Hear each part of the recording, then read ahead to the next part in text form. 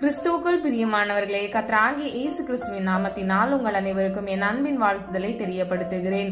கர்த்தர் இன்று உங்களுக்காக கொடுக்கும் ஆசீர்வாத வசனம் மத்தேயு 5வது அதிகாரம் 6வது வசனம். நீதியின் மேல் பசிதாகம் உள்ளவர்கள் பாக்கியவான்கள், அவர்கள் திருப்தி அடைவார்கள். ஹல்லேலூயா. பிரியமானவர்களே, 2 காரியங்களை இந்த வசனத்தின் மூலம் நாம் அறிந்து கொள்கிறோம். முதலாவது, நீதியின் மேல் பசிதாகம் உள்ளவர்கள் பாக்கியவான்கள். பாக்கியவான்கள் என்றால் ஆசீர்வதிக்கப்பட்டவர்கள். நீதி என்றால் கர்த்தராகிய இயேசு கிறிஸ்துவே நீதியாக இருக்கிறார். அது மாத்திரமல்ல, நாம் அவர் மீது தாகமாக இருக்கும் பொழுது கர்த்தர் நம்மை திருப்தி ஆக்குகிறவராய் இருக்கிறார். அவர்கள் திருப்தி அடைவார்கள் என்று இந்த வசனத்தின் மூலம் நாம் அறிந்து கொள்கிறோம். பிரியமானவர்களே, நம்ம ஒரு நாளைக்கு 3 நேரத்துக்கும் அதிகமாக நம்ம சாப்பிடுறோம். அப்போ ஒவ்வொரு நாளும் நம்ம நேத்து சாப்பிட்டதுனால இன்னைக்கு சாப்பிடாம இல்லை, கரெக்டா? நம்ம ஒவ்வொரு நாளும் நம்ம சாப்பிடுவோம். ஒவ்வொரு நாளும் நமக்கு டைஜஷன் ஆகும், மறுபடியும் பசிக்கும். சம்டைம் தண்ணி தாகமா இருக்கும், சம்டைம் சாப்பிடணும்னு தோணும். எப்படி பசியும் தாகமும் ஒரு நாள் நம்மை விட்டு விலகாமல் இருக்கிறதோ, நாம் அவர் மீது கொண்டுள்ள அன்பையும் அவர் மீது கொண்டுள்ள தாகத்தையும் நம் அன்னதினமும் எப்படி நமக்கு பசி வருகிறதோ அதை போல நம் தாகமுடையவர்களாய் கர்த்தராகிய இயேசு கிறிஸ்துவை நம்ம நோக்கி பார்க்க வேண்டும். அதனால் மாத்திரமே இயேசுவானவர் நீதியின் மேல் பசிதாகம் உள்ளவர்கள் பாக்கியவான்கள் என்று இந்த வசனத்தில் சொல்லுகிறத நம்ம அறிந்து கொள்கிறோம். நாம் ஒவ்வொருவரும் நீதியின் மேல் பசியும் தாகமும் உடையவர்களாய் இருக்க வேண்டும் என்பதே அவருடைய சித்தமாக இருக்கிறது. அப்பொழுது அவர் நம்மை திருப்தியாக்குகிறார், நன்மையினால் திருப்தியாக்குகிறார், ஆசீர்வாதத்தினால் திருப்தியாக்குகிறார். பிரியமானவர்களே, அந்த திரளான ஜனங்கள் முன்பாக கர்த்தராகிய இயேசு கிறிஸ்து இதை சொல்லுகிறதை நம்ம அறிந்து கொள்கிறோம். பிரியமானவர்களே, இந்த காலை வேளையில கர்த்தர் நம்மிடம் சொல்ல விரும்புகிறது இதை மாத்திரமே. நீங்கள் நீதியின் மேல் பசிதாகம் உள்ளவர்களாய் இருக்கும் பொழுது கர்த்தர் உங்களுடைய வாழ்க்கையில உள்ள எல்லா அநித்தியமான காரியங்களை நீக்கி திருப்தியாக்க செய்வார், சமாதானத்தை கட்டளையிடுவார், உங்கள் எல்லைகளை விரிவாக்குவார். ஹல்லேலூயா. நீதி என்றால் என்ன? முன்பு சொன்னது போல இயேசு கிறிஸ்துவே நீதியாக இருக்கிறார். இதை நாம் 1 கொரிந்தியர் 1வது அதிகாரம் 31வது வசனத்தில் அறிந்து கொள்கிறோம். அவரே தேவனால் நமக்கு ஞானமும் நீதியும் பரிசுத்தமும் மீட்புமானார். ஹல்லேலூயா. அவரே என்றால் இயேசு கிறிஸ்து. இப்பொழுது பாருங்க, இயேசு கிறிஸ்து தேவனால் நமக்கு ஞானமும் நீதியும் பரிசுத்தமும் மீட்புமானார். ஹல்லேலூயா. பிரியமானவர்களே, 4 காரியங்களை நம்ம பார்க்கிறோம். முதலாவது ஞானம், 2வது நீதி, 3வது பரிசுத்தம், 4வது மீட்பு.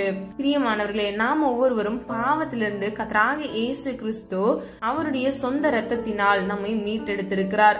நமக்காக, பாவிகளாக பொல்லாதவர்களாக வாழ்ந்த நமக்காக அவர் சிலுவையில் தம்மை தாமே ஒப்பு கொடுத்தார். பிரியமானவர்களே, இந்த உலகத்தில் இருக்கக்கூடிய ஒரு மனிதர் கூட பாவம் செய்யாதவர்கள் அல்ல. ஒவ்வொருவரும் ஒரு சிறு பொய்யாவது அவங்க கண்டிப்பா அவங்களுடைய வாழ்க்கையில சொல்லி இருப்பாங்க. இப்படிப்பட்ட பாவ அடிமைத்தனத்தில் இருந்துதான் கர்த்தராகிய இயேசு கிறிஸ்து அவருடைய இரத்தத்தினால் நம்ம ஒவ்வொருவரையும் நம்முடைய பாவங்களை நம்மை சுத்திகரித்து நம்மை பரிசுத்தமாக்கி இருக்கிறார். ஹல்லேலூயா. எத்தனை பேர் நம்புறீங்க, விசுவாசிக்கிறீங்களா? ஆமீன் சொல்லி பெற்றுக்கொள்ளுங்க. பிரியமானவர்களே, இயேசு கிறிஸ்துவில் நம்மை ஒன்றாக இணைத்த தேவன் இயேசு கிறிஸ்துவையே நம்முடைய ஞானமாகவும் நீதியாகவும் பரிசுத்தமாகவும் மீட்புமாகவும் வைத்திருக்கிறார். ஹல்லேலூயா. பிரியமானவர்களே, நம்ம ஒவ்வொருவரும் ஞானத்தில் நிறைந்தவராக, நீதி உடையவர்களாக, பரிசுத்தம் உள்ளவர்களாக, நீதியாகிய இயேசு கிறிஸ்து மீது பசிதாகம் உள்ளவர்களாய் இருக்கும் பொழுது கர்த்தர் நம்மை ஆசீர்வதிக்கிறவராய் இருக்கிறார். அவருடைய முகத்தையே நாம் நோக்கி பார்க்கும் பொழுது, ஒத்தாசை வரும் பர்வதத்துக்கு நேராக நம்ம கண்களை ஏறெடுக்கும் பொழுது அவர் நம்முடைய கூப்பிடுதலின் சத்தத்தை கேட்டு அவர் நம் பக்கமாய் சாய்ந்து நமக்கான பதிலை அவர் கொடுப்பார், நம்மை ஆசீர்வதிப்பார், நம்மை பாதுகாப்பார். 100க்கு 100 நீங்கள் அவரை விசுவாசிக்கும் போது, அவருடைய நீதியை நீங்கள் கை கொள்ளும் பொழுது நீங்கள் ஒவ்வொருவரும் ஆசீர்வதிக்கப்பட்டவர்களாக கர்த்தர் மாற்றுகிறார். ஹல்லேலூயா. அது மாத்திரமல்ல, பசியும் தாகமும் நம்மை பின்தொடர்ந்து வருவதை போலவே நாம் ஒவ்வொருவரும் கர்த்தராகிய இயேசு கிறிஸ்துவை பின்தொடர வேண்டும். பிரியமானவர்களே, நீதியாகிய நம்முடைய இயேசு கிறிஸ்துவை நாம் மிகுந்த பாசம் கொள்வோம். எப்பொழுதும் அவர் உங்களுக்கு வேண்டும் என்றும் அவரோடு நீங்கள் இருக்க வேண்டும் என்றும் நீங்கள் அவர் மீது தாகம் கொள்ளும் பொழுது கர்த்தராகிய தேவன் உங்களை ஆசீர்வதிக்கிறார். ஹல்லேலூயா. நம்ம எல்லாரும் ஒரு மனதா செபிக்கலாமா? அன்பின் பிதாவே அப்பா, எங்கள் ஒவ்வொருவரையும் வந்து கருத்தில் ஒப்பு கொடுக்கிறோம். நீர் என்று அப்பா எங்களுக்காக கொடுத்த ஆசீர்வாத வசனத்திற்காக நன்றி செலுத்துகிறோம். நீதியின் மேல் நாங்கள் பசித்தாகம் உள்ளவர்களாய் இருக்கும் பொழுது நீர் எங்களை ஆசீர்வதிக்கிறீர் தகப்பனே.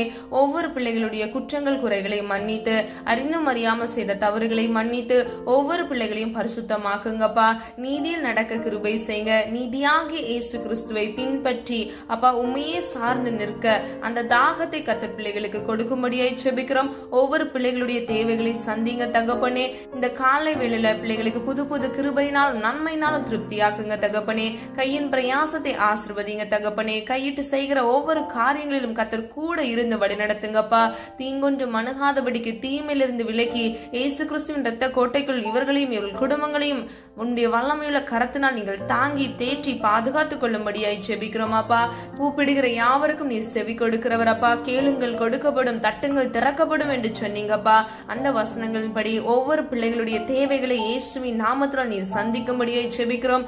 யாராவது இந்த காணொலியை அப்பா கண்ணீரோடு பார்த்து கொண்டிருந்தாங்கன்னா ஒவ்வொரு பிள்ளைகளுடைய கண்ணீரை இயேசுவின் நாமத்தால் நீ துடைங்க தகப்பனே. ஒவ்வொரு பிள்ளைகளுடைய கூக்குரலின் சத்தத்தை அப்பா கத்தர் கேட்டு பிள்ளைகளுக்கு அப்பா அதனதின் காலத்தில் அதனதின் காரியத்தை செம்மையும் நேர்த்தியுமாக செய்து முடிக்கிற தேவன் நீர் அல்லவா தகப்பனே. ஒவ்வொரு பிள்ளைகளுக்கும் உடைய தேவைகளை கத்தர் தாமே சந்தித்து அற்புதமாய் அதிசயமாய் பிள்ளைகளுடைய வாழ்க்கையில நீர் ஆசீர்வாதங்களை கட்டளையிட்டு வழிநடத்தும்படியாய் ஜெபிக்கிறோம் அப்பா. வலது இடதுபுறம் சாய்ந்து விழுந்து விடாதபடிக்கு உடைய நித்திய பரிசுத்த வழியில, நேர் வழியில, நீதியாகிய உம்முடைய வழியில நானே வழியும் நானே சத்தியும் ஜீவனுமா இருக்கிறேன் என்று சொன்ன வசனத்தின்படி உடைய பிள்ளைகள் நேர் வழியில் நடந்து நீர் உடைய பிள்ளைகளுக்காக வாக்குத்தத்தம் பண்ணின ஜீவ கிரீடத்தை உடைய பிள்ளைகள் ஒவ்வொருவரும் பெற்றுக்கொள்ள, அந்த இளைப்பாறுத தேசத்தை அவர்கள் சுதந்திரித்துக் கொள்ள கர்த்தராகிய தேவன் தாமே கிருபை செய்வீராக. இந்த நாள் முழுவதும் பிள்ளைகளை கண்மணி போல் பாதுகாத்துக் கொள்ளுங்கப்பா. கூட இருந்து வழி நடத்துங்க. உடைய சித்தம் செய்ய கிருபை கொடுங்க. பிள்ளைகளுடைய மன விருப்பத்தை உடைய சித்தத்தின் படி அப்பா நீ நிறைவேற்றி கொடுக்கும்படியாய் ஜெபிக்கிறோம். உடைய நாமம் மாத்திரம் மகிமைப்படுவதாக. ஜெபித்த ஒவ்வொரு ஜெபங்களுக்கும் நீர் ஆமென்றும் ஆமென் என்று நீர் பதில் கொடுத்து விட்டீர். அதற்காக நன்றி செலுத்துகிறோம். உடைய நாமம் மாத்திரம் மகிமைப்படுவதாக. எங்களை தாழ்த்துகிறோம், வெறுமையாக்குகிறோம். இப்ப இயேசு கிறிஸ்துவின் மூலம் ஜெபிக்கிறோம் ஜீவனுள்ள நல்ல பிதாவே, ஆமீன்.